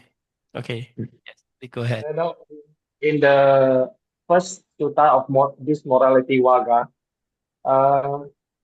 what kind of morality or sila can be as a foundation of this satipatthana? Is it Pancasila, Akasila, or Patimokkha sila, or Indriya Samvara sila, or what, Bante? Okay. Okay. Are you going to translate into Indonesia? Oke. Jadi pertanyaan Konstufan tadi adalah di sutta pertama dalam sila waga ini, sila titi waga ini adalah tentang sila ya. Jadi sila sebagai landasan untuk berlatih satipatthana. Tapi pertanyaannya adalah sila seperti apa yang bisa dijadikan landasan untuk berlatih satipatthana? Apakah Pancasila, apakah Atasila, apakah sila bikuni, apakah 10 sila atau sila yang mana? Okay, so the question asking about the sila here, Hosam Pachu, what it refers to? It, according to the commentary, include the Chattuparisuddhi sila. So Chattuparisuddhi sila, the first type is a particular moral practice for lay people. It is at least 5 precepts. But 5 precepts including the other bhava action, bhava wrongdoing should not be committed. and these are called the first type out of the four. So for the Bhikkhu, the Patimokkha Sila, 227 rules, and the others more details, and partially 10 Sila. These are basically considered as the moral codes. Patimokkha Sila, the first type. Jadi kalau menurut kitab komentar,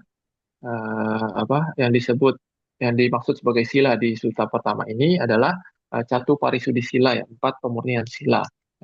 Yang pertama dari 4 pemurnian sila ini adalah pengambilan suatu sila bergantung jabatan kita. Mungkin yang misalkan biku yang ambil sila seorang biku, sele ambil sila seorang sele, umat awam mengambil 5 sila minimal Pancasila, ya. Tapi di sini kalau menurut kita komentar 5 sila seorang umat awam itu ada ditambahkan lagi juga tentang pengendalian diri dari beberapa ucapan salah yang lainnya, misalkan ucapan tidak bermanfaat dan sebagainya, itu termasuk ke dalam sila yang harus dijalankan oleh umat awam, ya. Ini adalah salah satu dari Catu Parisudhi Sila. Well, the second type is called Indriya Samvara Sila. That is the restraints of the sense faculties, eye, ear, nose, tongue, body, and mind. So these sense faculties should be restrained by the power of mindfulness. So that is called second types, Indriya Samvara Sila. Lalu sila kedua yang perlu disempurnakan untuk menjadi landasan dari Satipatthana ini adalah Indriya Sangwara Sila.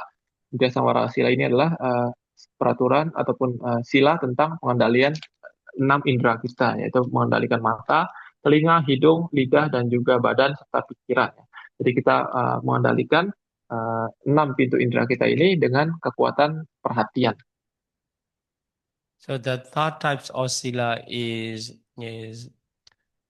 Vajrayasana sila, that is the proper reflection while using the four requisites, or it includes for lay people too, when they are eating, when they are wearing the dress, and also using the residential and medicine. It needs the proper reflection so that it can prevent the attachment arise and also dissatisfaction or complaint arise in the mind. That is called Vajrayasana Sila. Lalu sila ketiga yang perlu disempurnakan agar bisa menjadi landasan dari berlatih Satipatthana adalah Pacaya Sanisita Sila, ya. Ini artinya adalah sila yang berhubungan dengan perenungan terhadap penggunaan 4 kebutuhan pokok. Ya, jadi ketika seseorang, entah itu umat awam ataupun seorang yang ditapis, menggunakan 4 kebutuhan pokok, misalkan ketika dia makan, ataupun ketika dia menggunakan pakaian, ataupun ketika dia menggunakan tempat tinggal, ataupun ketika dia mengkonsumsi obat-obatan, seorang itu hendaknya merenungkan apa tujuan dari mereka menggunakan 4 kebutuhan ini. Tujuannya menyempurnakan sila ini adalah untuk menghindari ataupun mencegah munculnya kemelekatan ataupun nafsu untuk muncul, ataupun mencegah munculnya rasa tidak senang yang bisa muncul dari penggunaan 4 kebutuhan pokok ini. So the last type of Catu Parisudhi Sila is called Ajiva Parisudhi Sila. That is the purification of a livelihood. So in order to purify sila, we have to practice the right livelihood and avoiding wrong livelihood. That these all 4 are called the wholesome baju in this sutta. Ya, lalu bagian keempat dari sila yang keempat yang harus dijaga agar sila kita ini bisa dijadikan landasan untuk berlatih Satipatthana adalah Ajiwa Parisudhi Sila. Ini adalah sila yang berkenaan dengan mata pencaharian yang layak, yang diperbolehkan, yang benar, ya. Jadi untuk menjaga sila yang ini kita harus menghindari ataupun meninggalkan mata pencaharian yang salah, ya. Jadi dengan kita menyempurnakan 4 sila yang tadi, yaitu Patimokkha Sangwara Sila, Indriya Sangwara Sila, Ajiwa Parisudhi Sila, dan Pacaya Sanisita Sila, ini adalah sila yang bisa kita jadikan ataupun sila yang dimaksudkan dalam sutta pertama dalam Wagga Sangyutta yang ini. Okay. Sayadaw, we have one more question from online. Oke, kepada Saudari Erni, silakan menyampaikan pertanyaannya. Wandami Sayadaw, Wandami Bante. Sayadaw, just before Sayadaw said that's someone Sotapanna, he wants to become as a hello. Okay. Yes. When Aseka before become to when Aseka not yet become Aseka, he must practice Satipatthana. Is it correct? As my summary, the Satipatthana practice is the same as the 16 kinds of vipassana, Sayadaw. Okay, so it also covers the 16, all the stages of Vipassana are considered as a Satipatthana.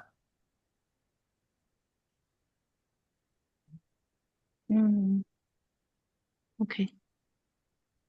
Anumodami Sayadaw, sadhu. Yeah, because none of them go beyond the area of Satipatthana. For example, when they are practicing the Vipassana Jnana, the object must be ultimate reality to discern the impermanent suffering and non-self characteristic of them. That is why these are included under the categories of body, feeling, mind, and mental phenomena already.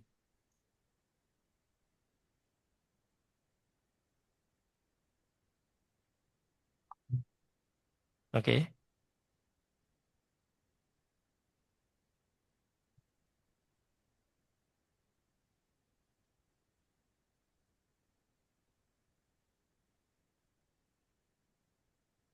Jelas nggak, Cian? Boleh tolong translate Bante? Ya, jadi saya translate pertanyaannya dulu ya. Jadi tadi pertanyaannya adalah apakah 16 Vipassana Jnana itu sama dengan Satipatthana? Nah, kurang lebih pertanyaan seperti itu ya, gitu ya.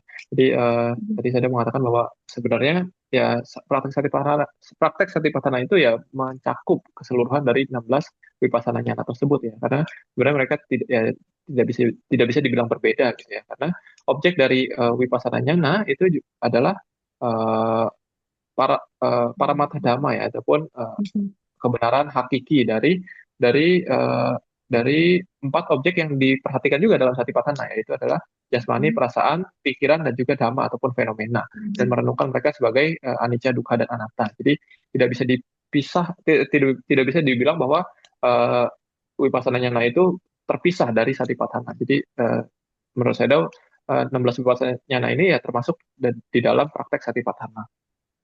Oke, Anumodami Sayadaw, Anumodami Bante, sadhu. Yes.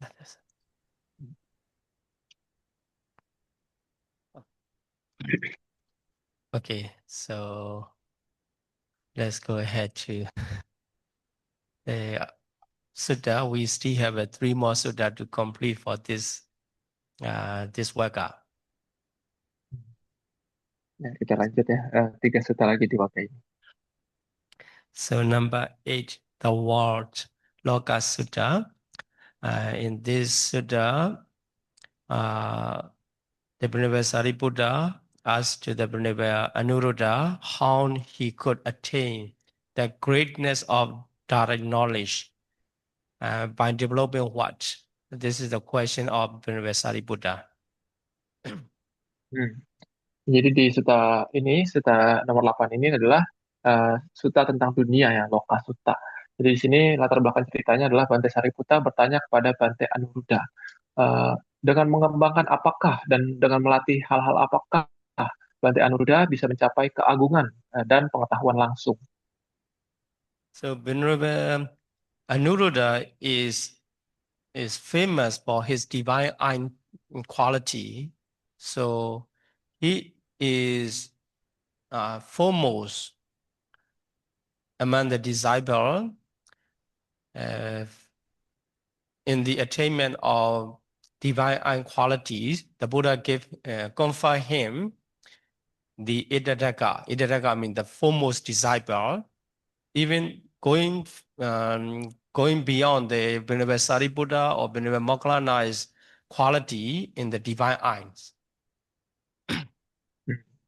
Nah, jadi di sini kita mengetahui ya bahwa Bante Anuruddha ini terkenal akan kemampuan batinnya, itu kemampuan mata dewanya ya. Jadi Buddha menyatakan bahwa Bante Anuruddha ini adalah yang tertinggi dari murid-murid Buddha dalam kemampuan mata dewanya. Dalam bahasa Pali adalah Etadaga ya. Jadi kemampuan mata dewa dari Bante Anuruddha ini melebihi bahkan kemampuan mata dewa dari Bante Sariputta maupun kemampuan mata dewa dari Bante Moggallana.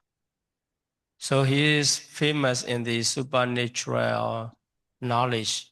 That is why Venerable Sariputta asking him to prove what is the practice for their attainment. Jadi Bante Anuruddha ini sangat terkenal ya dalam kemampuan batin mata dewanya ini. Maka dari itu Bante Sariputta bertanya kepada Bante Anuruddha, apa yang harus dilatih, dengan mengembangkan apa Bante Anuruddha bisa mencapai pengetahuan seperti itu. The answer is, as usual, the practice of Satipatthana.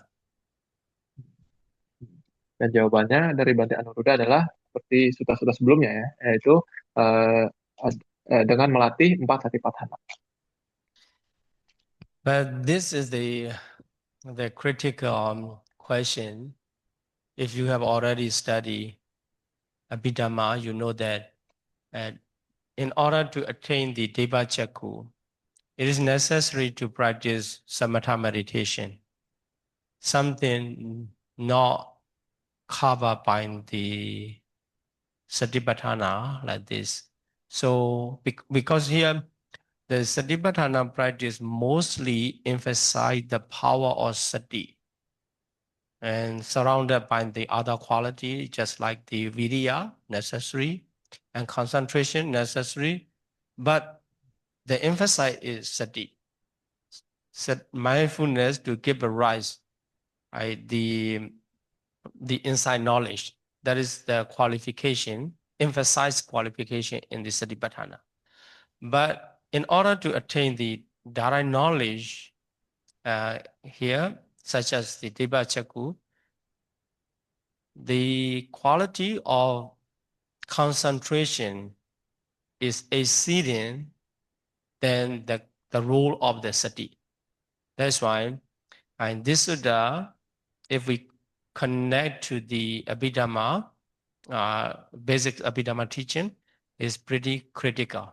And also here in this case, the commentary define the greatness or direct knowledge, the word Mahabhinyatan in Pali Canon, is defined as the Chala Bhinya, referring to the 6 supernatural power. So among these 6 supernatural power, only the less Asavakya Jnana can be directly connected to the practice of Satipatthana. And the others are the benefit of practicing samatha meditation. Ya, jadi di sini saya mengatakan ya, kalau misalkan kita melihat sutta yang ini, kadang bisa muncul beberapa pertanyaan ya, apalagi jika seseorang itu memiliki pengetahuan Abhidhamma ya. Jadi seperti kita ketahui kalau menurut Abhidhamma, jika seseorang itu ingin mendapatkan atau mengembangkan kemampuan mata dewa, dia memerlukan konsentrasi jana ya, konsentrasi yang sangat tinggi ya, jana yang sangat tinggi. Nah, tapi sementara di dalam praktek Satipatthana, walaupun di dalam praktek Satipatthana itu tetap memerlukan konsentrasi, memerlukan semangat, tapi yang lebih ditekankan di dalam praktek Satipatthana itu sebenarnya adalah sati ataupun perhatian. Jadi menggunakan sati ini untuk berlatih vipassana, untuk melihat segala sesuatu sebagaimana adanya.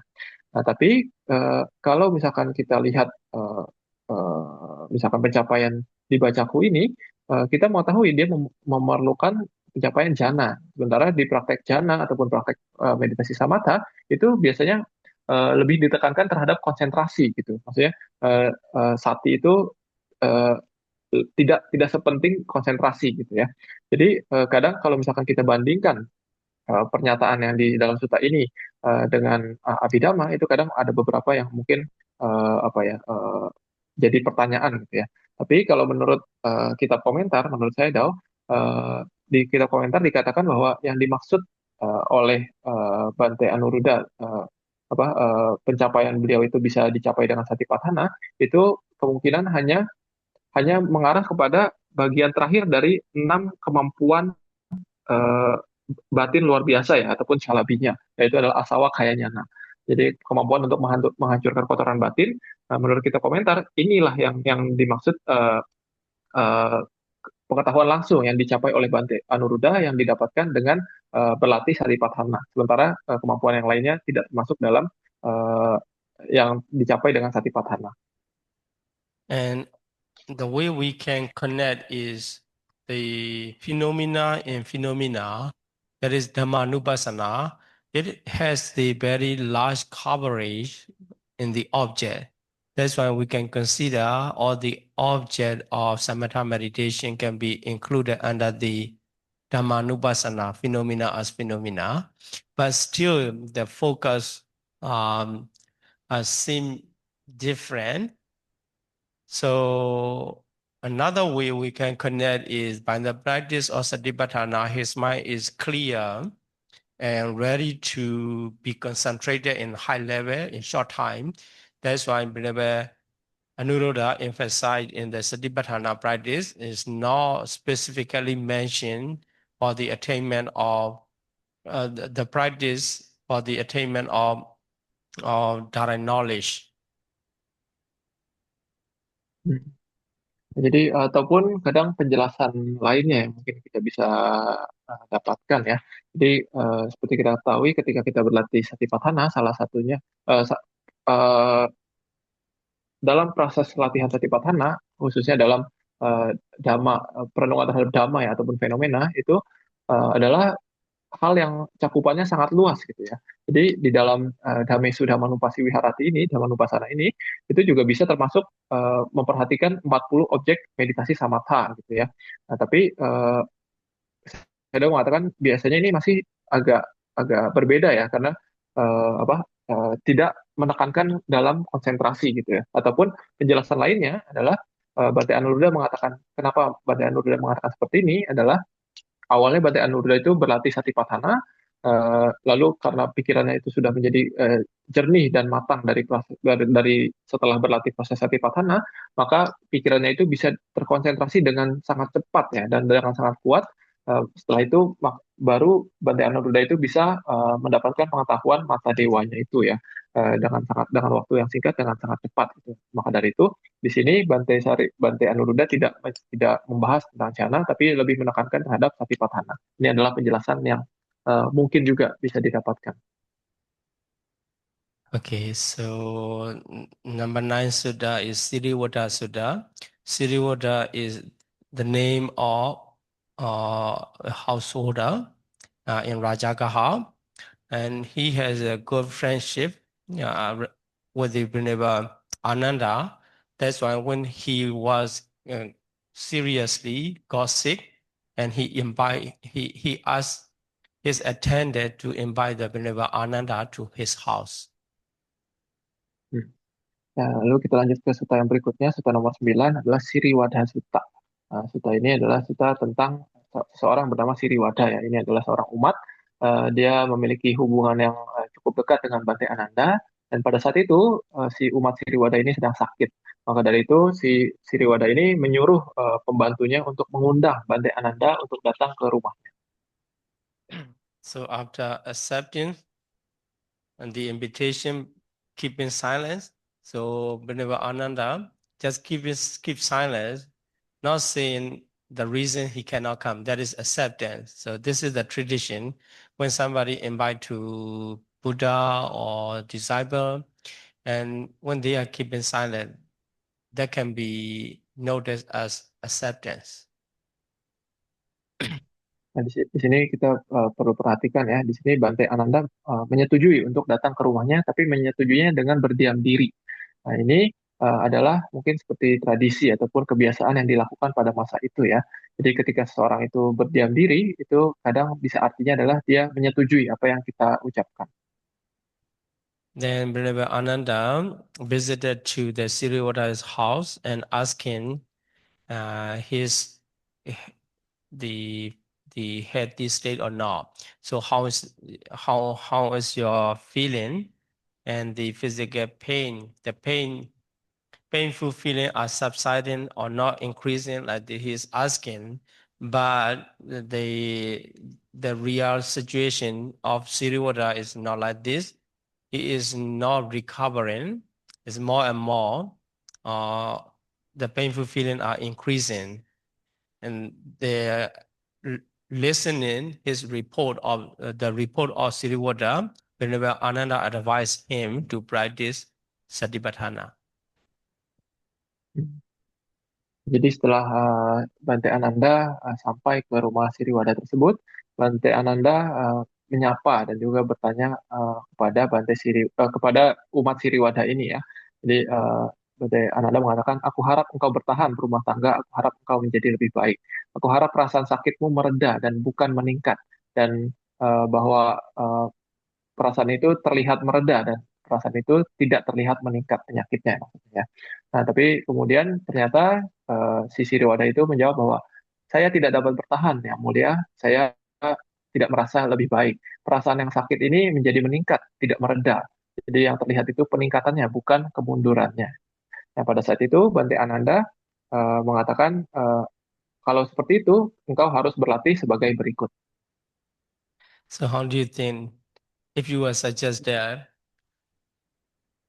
to practice Satipatthana when you are getting sick and not being well, or I'm not really comfortable at Bandi, right? So maybe many people will complain. So this is not the right time. I cannot focus my mind like this. But the Siriwada, what he said is, since the Buddha has already taught Satipatthana, I have already practiced until now. That's why Satipatthana practice is already in me. I can represent the practitioner of Satipatthana. This is how Siriwada respond. It's not the regular way, right? Nah, jadi pada saat itu Bante Ananda menganjurkan si umat Siriwada ini untuk berlatih 4 Satipatthana ya. Nah, saya bertanya, kalau misalkan kalian lagi sakit parah, lalu ada biku yang menganjurkan kalian, ya kamu latihan Satipatthana aja, bisa nggak kalian? Kemungkinan sulit ya gitu ya. Nah, tapi di sini ternyata Siriwada ini ternyata memang bukan orang biasa ya. Jadi ketika dianjurkan oleh Bante Ananda untuk berlatih seperti itu, Siriwada ini malah menjawab bahwa Bante Ananda sehubungan dengan 4 Satipatthana ini yang dulu pernah diajarkan oleh Sang Buddha, ini semua sudah ada di dalam diri saya. Saya sudah berlatih sesuai dengan itu. Jadi segala latihan yang diajarkan oleh Buddha tentang 4 Satipatthana itu, saya sudah melatihnya. Jadi dia tidak komplain ya, tapi dia mengatakan bahwa saya sudah melatih hal tersebut.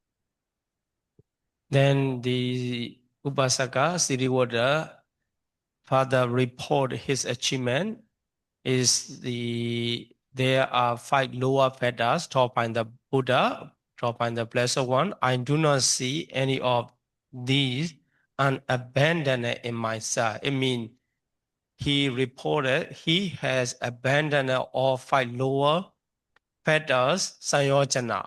So we call in Pali, Orambhagiya Sanyojana. These are called 5 lower fetters. He has already abandoned it.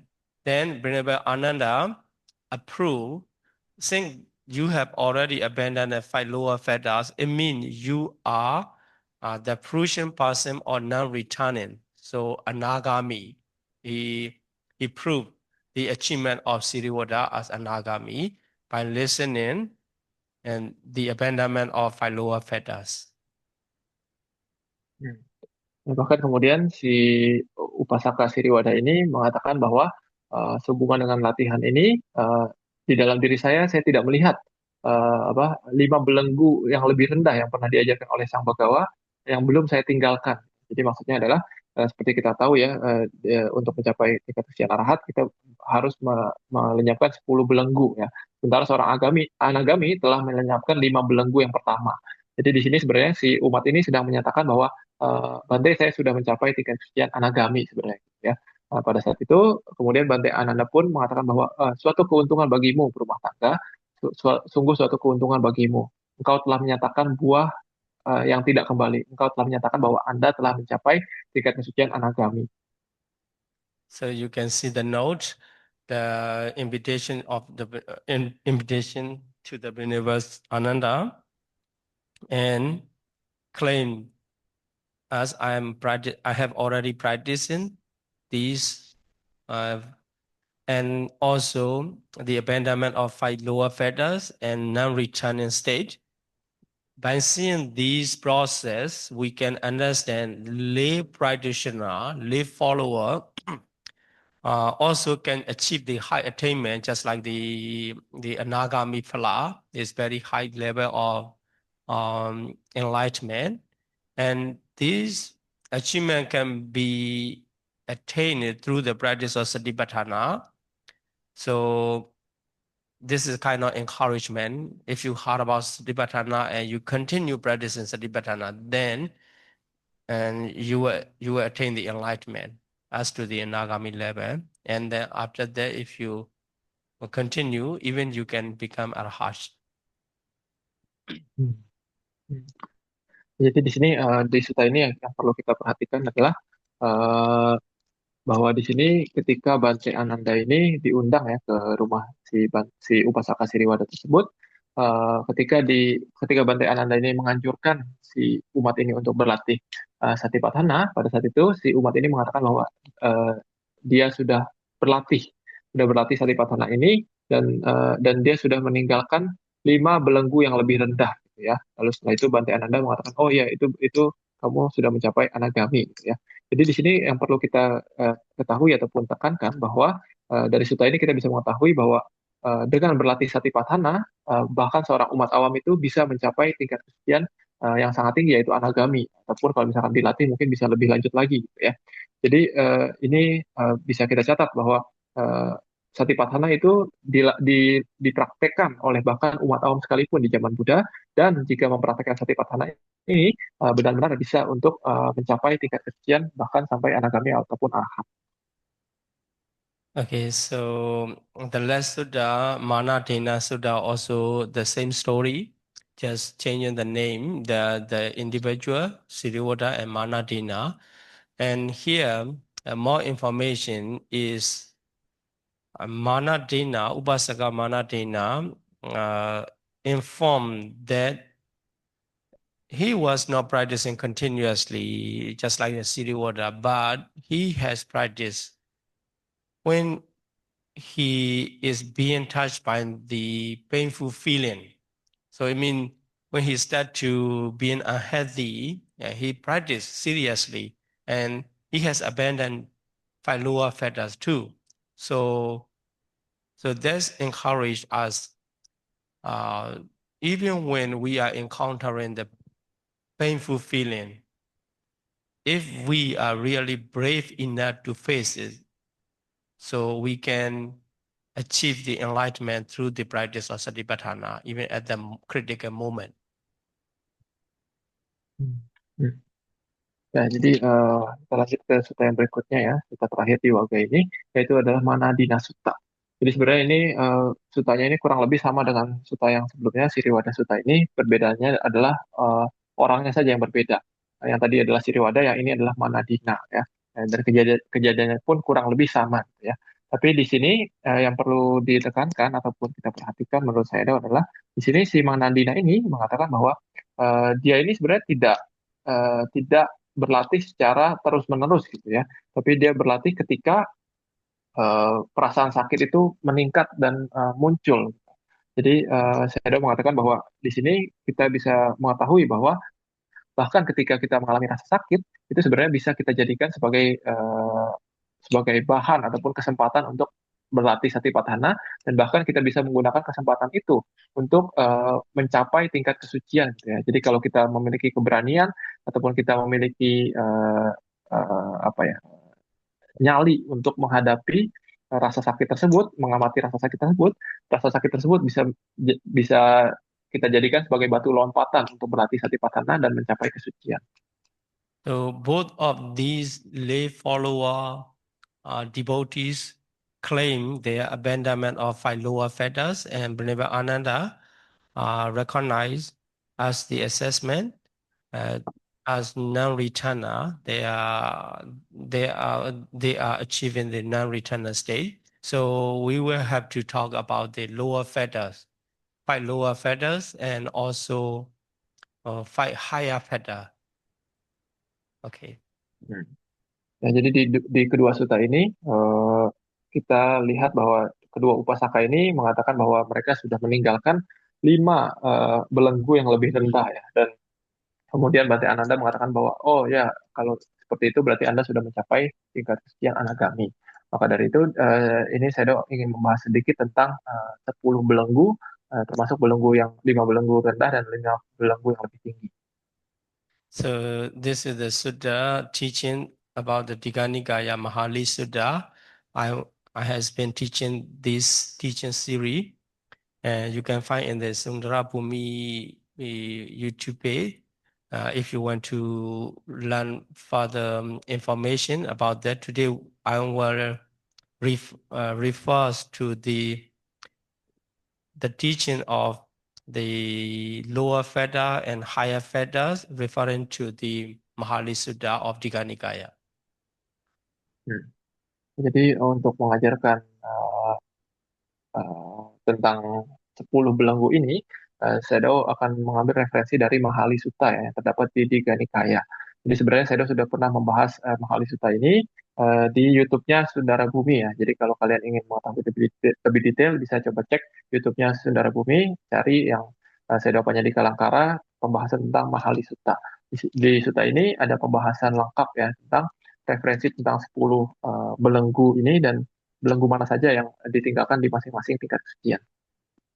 So in the Mahali Sutta, Buddha mentioned the stage of attainment, enlightenment, and also on the other hand, the individuals and on the abandonment of Sanyojana fetters in the respective stages. Jadi di sutta tersebut Buddha menjelaskan tentang empat tingkat ataupun 8 tingkat pencapaian kesucian ya, dan juga jenis-jenis kotoran batin yang sudah ditinggalkan di masing-masing tingkat kesucian tersebut.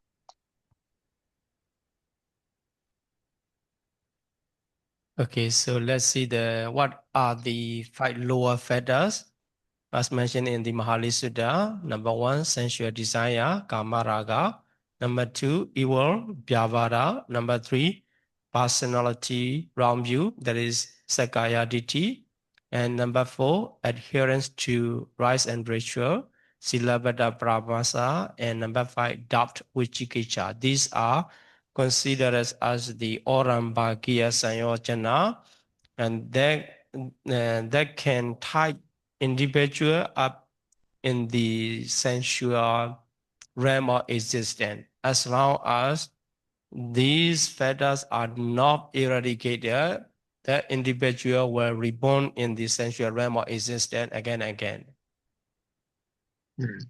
Jadi di dalam Mahali Sutta tersebut dikatakan 5 belenggu pertama, 5 belenggu yang lebih rendah. Pertama adalah kamaraga ya, ataupun nafsu sensual, nafsu indrawi ya. Lalu yang kedua adalah biapada ataupun niat jahat. Yang ketiga adalah sakaya ditti ataupun pandangan salah tentang adanya diri. Lalu yang keempat adalah silabhata paramasa. Ini artinya adalah kemelekatan terhadap praktek-praktek ritual tertentu ya. Lalu yang kelima adalah wicikica ataupun keraguan-raguan. Nah, 5 ini adalah disebut sebagai 5 belenggu yang pertama, 5 belenggu yang rendah, 5 belenggu yang pertama ya. Atau dalam bahasa Pali adalah Orambhagiya Samyojana. Jadi Buddha mengatakan di dalam sutta ini, jika 5 belenggu pertama ini belum diatasi, belum dicabut sepenuhnya, maka seseorang itu masih akan terikat ke dalam terikat dalam kelahiran di dalam alam nafsu indrawi gitu ya, di dalam kamaloka. Kalau belum mencabut sepenuhnya 5 belenggu ini. And these 5 feathers are abandoned by the first 3 paths or 3 stages of enlightenment: Sotapaddi Magga, Sakadagami Magga, and Anagami Magga. Jadi 5 belenggu yang pertama ini, 5 belenggu yang lebih rendah ini sepenuhnya dihancurkan ataupun sepenuhnya dicabut oleh seseorang yang telah mencapai anagami magga, ya. Seorang mencapai tingkat kesucian ketiga. Okay, let's see. Before that, you remember that 1, sensual desire; 2, evil. Evil is anger. The sensual desire is greed. So number 1 is greed, number 2 is anger, and number 3 and 4 are wrong view, ditthi. And the last, number 5, is vicikiccha. Ya, jadi di sini Sedo ingin membahas sedikit lebih lanjut ya tentang 5 belenggu pertama ini. Jadi kalau di sini kita lihat belenggu pertama itu kan adalah kamaraga ya, ataupun nafsu indrawi.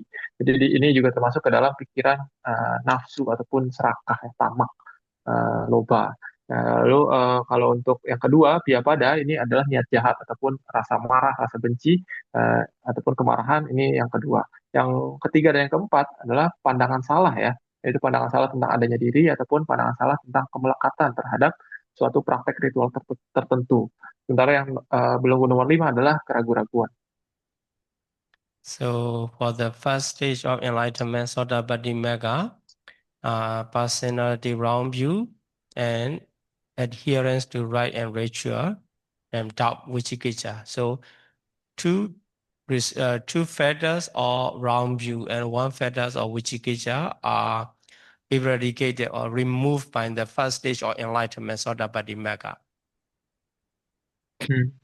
Jadi di sutta ini dikatakan bahwa seorang yang telah mencapai tingkat kesucian Sotapanna, dengan munculnya kesadaran jalan kesucian Sotapanna itu, ada 3 dari 5 belenggu tersebut yang dihancurkan oleh seorang Sotapanna. Pertama adalah Sakaya Ditti ataupun pandangan salah tentang adanya diri. Yang kedua adalah keraguan-raguan ataupun vicikiccha. Yang ketiga adalah kemelekatan terhadap suatu praktek ritual tertentu ataupun silabata paramasa. Jadi ada 3 ini yang dihancurkan oleh seorang Sotapanna.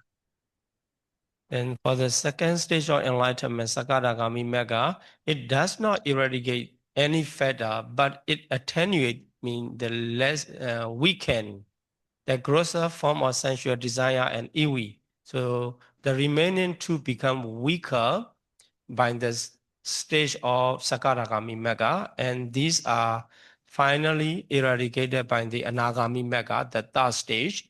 That is why after the abandonment of 5 Orambhagiya Sanyojana, 5 lower feathers, 1 become Anagami Talatana. Jadi untuk seseorang yang mencapai tingkat kesucian Sakadagami, tadi kan ketika dia mencapai Sotapanna kan sudah dihilangkan 3 ya dari 5 yang pertama, berarti sisa 2. Tapi sementara ketika dia mencapai tingkat kesucian Sakadagami, dia tidak menghilangkan 2 yang sisanya, tapi dia hanya melemahkan 2 yang sisanya, yaitu yang tadi adalah nafsu indrawi ataupun kebencian ya, kamaraga dan biapada. Dia hanya melemahkan saja 2 belenggu ini. Sementara ketika seorang itu mencapai tingkat kesucian anagami, barulah 2 belenggu yang sisanya ini dihancurkan secara total. So that is why when the Venerable Ananda learned about the abandonment of 5 lower feathers, he granted to Upasaka as the Anagami individual, so non-returner individual. Ya, maka dari itu inilah alasan kenapa ketika Bante Ananda ya di sutta yang tadi, ketika Bante Ananda mendengar bahwa si umat ini mengatakan bahwa saya sudah meninggalkan 5 belenggu yang pertama, pada saat itu makanya Bante Ananda mengatakan bahwa berarti kamu sudah mencapai tingkat kesucian anagami. Then the last stage of enlightenment, Arhata Magga, it removed the remaining higher feathers, Udambhagiya Sanyojana, namely the first one, desire for 5 material existence. It means attachment to the a Rupa Brahma's life. And number two, desire for immaterial existence, Arupa Brahma life. And number three, conceit, mana. And number four, restlessness, Udacha. And finally, number five, ignorance, Avijja. These are five higher fetters, Udambagya Sanyojana, eradicated by the last stage of enlightenment, Arhata Magga. Nah, lalu tadi kan kita mengetahui ada 10 ya, total ada 10 belenggu yang harus dihancurkan jika kita ingin mencapai tingkat kesucian arahat ya. Tadi yang 5 pertama dihancurkan ketika mencapai tingkat kesucian anagami, sementara 5 yang sisanya ini disebut sebagai Udambagya Samyojana ataupun belenggu yang lebih tinggi. Apa saja kelima itu? Pertama adalah rupa raga. Ini artinya adalah keinginan halus untuk memiliki kehidupan di alam rupa Brahma ya. Lalu yang kedua adalah arupa raga, artinya adalah keinginan halus untuk terlahir di alam arupa Brahma. Lalu yang ketiga adalah mana ataupun kesombongan, yang keempat adalah udaca ataupun kelesahan, dan yang terakhir adalah awija ataupun kebodohan batin ya. Nah, jadi 5 belenggu yang lebih tinggi ini, 5 belenggu yang terakhir ini hanya bisa dihancurkan ketika seseorang itu mencapai tingkat kesucian yang terakhir yaitu arahata magga. Okay, so in today's lesson, you can learn 10 fetters, Sanyojana, grouping lower fetter as Orambagya and higher fetters as the Odambagya, and also how they are abandoned by the respective stages of enlightenment. Ya, jadi di hari ini kita bisa belajar ini ya, bahwa apa saja 10 belenggu yang harus kita hancurkan untuk mencapai pencerahan, dan juga dari 10 belenggu itu bagaimana cara mengkategorikannya. Misalkan yang tadi dari 5 belenggu yang lebih rendah, dan juga 5 belenggu yang lebih tinggi. Dan juga di sutta ini kita bisa pelajari bahwa di tahap kesucian mana, belenggu yang mana dihilangkan. Misalkan di Sotapanna belenggu yang mana yang hilang, di Sakadagami mana yang hilang, di Anagami mana yang hilang, dan di Arahat mana yang hilang. Ini yang kita pelajari di hari ini. So the reference is Mahali Sutta, number 6 Sutta or Digha Nikaya in Silekana Wagga, and you can find the Indonesia version in the Sundara Bhumi YouTube page. Jadi kalau Anda butuh referensi sutanya, sutta ini terdapat di Digha Nikaya ya, sutta nomor 6, namanya Mahali Sutta ya, di Silakanda Wagga. Nah, jadi kalau Anda butuh yang bahasa Indonesianya juga Anda bisa cek di YouTube-nya Sundara Bhumi. Okay, so we have accomplished the Sila Titi Wagga number 3 Wagga of Satipatthana Sayutta. And any question we can discuss. Ya, jadi kita sudah selesai membahas wagga ketiga ya, Sila Titi Wagga dari Satipatthana Sangyutta. Kalau ada yang mau ditanyakan boleh. Wandami, saya ada Wandami Bante. Yang mau ditanyakan itu di Udaca, untuk yang masih anagami itu apakah hanya rasa takut akan kematian saja? Atau ada kegelisahan yang lain gitu? Sadhu Bante. So her question is regarding the udaca, which is still have by the anagami. So is this udaca only like the fear of death, or is there any other restlessness in anagami? Yeah, udaca is still sitting in anagami's mind too, and this is just distressing. So distraction, we can understand it is is not being accomplished in the concentration level. So anagami still have the nature of udaca because the concentration is not reaching to the highest point, and also the wisdom is not reaching to the highest point. That's why udaca still is sitting in the anagami's mind. Ya, jadi menurut saya bahwa ini yang dimaksud sebagai keresahan ya, di dalam yang masih dimiliki oleh seorang anagami ini lebih ke arah seperti gangguan batin ya. Jadi maksudnya eh, seorang anagami ini belum mencapai kematangan sepenuhnya dalam tingkat konsentrasi gitu ya. Dan juga kebijaksanaan seorang anagami itu belum mencapai tingkat yang paling tinggi. Makanya pikiran itu masih masih memiliki sifat masih bisa terganggu. Ini yang dimaksud sebagai keresahan yang dimiliki seorang anagami. Okay.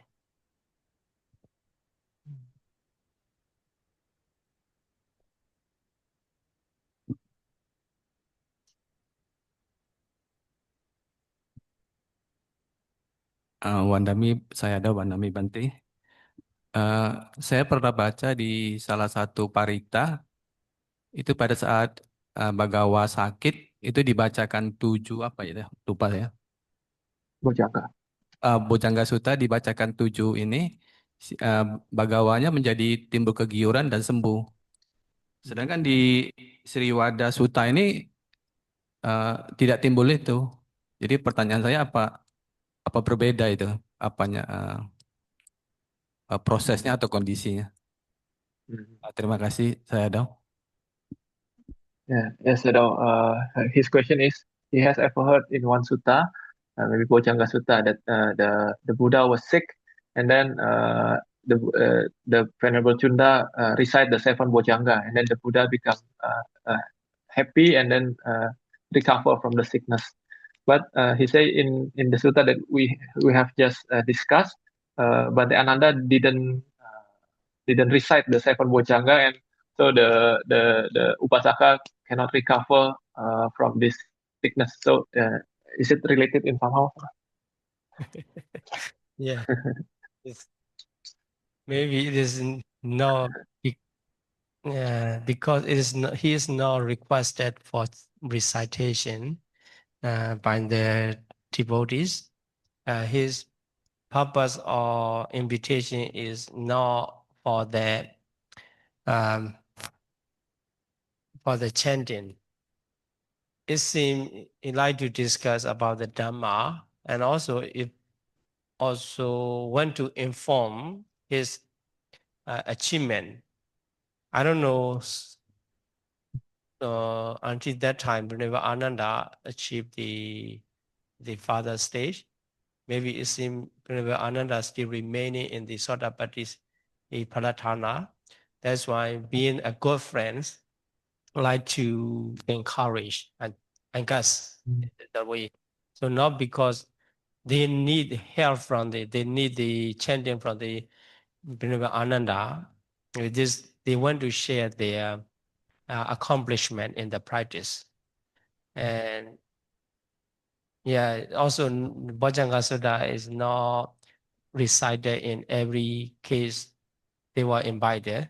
Sometimes, just like the Girimananda Sutta, Buddha encouraged to recite the 10 perception, about the 10 perception other than and Bojangga Sutta. That's why the purpose will be different, so not chanted by the Bojangga Sutta. Nah, jadi saya mengatakan yang mungkin ini kondisi yang berbeda ya, gitu. Karena kalau misalkan di Bojangga Sutta itu Buddha meminta Bhante Chunda ya untuk mengulang 7 faktor pencerahan. Gitu ya. Sementara di sutta yang barusan kita bahas, di yang mana di Sutta maupun di Siriwada Sutta ini, si upasakanya ini tidak mengundang Bhante Ananda untuk chanting gitu. Jadi memang tujuannya bukan untuk chanting buat mereka gitu. Jadi mungkin lebih ke arah tujuannya dari mereka untuk mengundang Bhante Ananda adalah karena mereka kenal dekat dengan Bhante Ananda ya. Dan tujuannya adalah untuk berdiskusi dhamma dengan Bhante Ananda. Dan kemungkinan si umat ini mengetahui bahwa Bhante Ananda pada saat itu ya masih di tingkat kesucian Sotapanna ya pada saat itu. Sementara mereka sudah mencapai tingkat kesucian Anagami. Jadi dengan mereka memberitahu bahwa oh saya sudah meninggalkan 5 belenggu yang lebih rendah, harapan mereka itu adalah mereka bisa menyemangati ataupun memberikan semangat, memberikan alasan bagi Bhante Ananda untuk berjuang lebih lanjut lagi untuk berpraktek dhamanya gitu ya. Jadi tidak semua kesempatan seorang biku itu diundang ketika sakit itu seorang biku itu pasti membacakan Bojjhanga Sutta, tidak seperti itu ya, tergantung undangan dari umatnya.